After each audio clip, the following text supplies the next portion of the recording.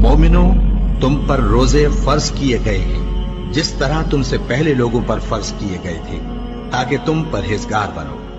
रोजों के दिन गिनती के चंद रोज हैं, तो जो शख्स तुम में से बीमार हो या सफर में हो तो दूसरे दिनों में रोजों का शुमार पूरा कर ले। और जो लोग रोजा रखने की ताकत रखें लेकिन रखें नहीं, वो रोजे के बदले मोहताज को खाना खिला दें।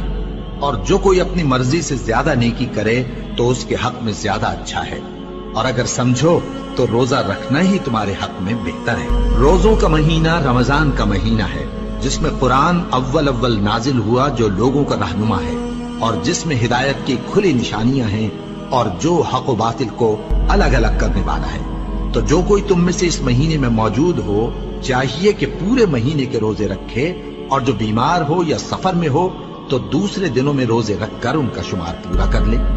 अल्लाह तुम्हारे हक में आसानी चाहता है और सख्ती नहीं चाहता। और ये आसानी का हुक्म इसलिए दिया गया है कि तुम रोजों का शुमार पूरा कर लो, और इस एहसान के बदले कि अल्लाह ने तुमको हिदायत बख्शी है, तुम उसको बुजुर्गी से याद करो और उसका शुक्र करो। और ऐ पैगंबर, जब तुमसे मेरे बंदे मेरे बारे में दरियाफ्त करें तो उन्हें मालूम हो कि मैं तो तुम्हारे पास ही हूं। जब कोई पुकारने वाला मुझे पुकारता है तो मैं उसकी दुआ कबूल करता हूं। तो उनको चाहिए कि मेरे हुक्मों को माने और मुझ पर ईमान रखें, ताकि नेक रास्ता पाएं। रोजों की रातों में तुम्हारे लिए अपनी औरतों के पास जाना जायज कर दिया गया है। वो तुम्हारी पोशाक हैं और तुम उनकी पोशाक हो। अल्लाह को मालूम है कि तुम उनके पास जाने से अपने हक में खयानत करते थे, सो उसने तुम पर मेहरबानी की और तुम्हारी हरकत से दरगुजर फरमाई। तो अब तुमको इख्तियार है कि उनसे मुबाशरत करो।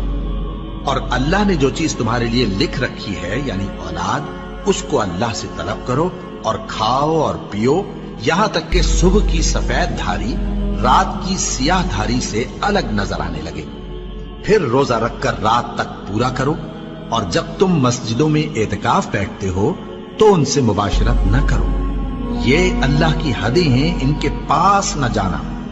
इसी तरह अल्लाह अपनी आयतें लोगों के समझाने के लिए खोल खोल कर बयान फरमाता है, ताकि वो परहेजगार बने।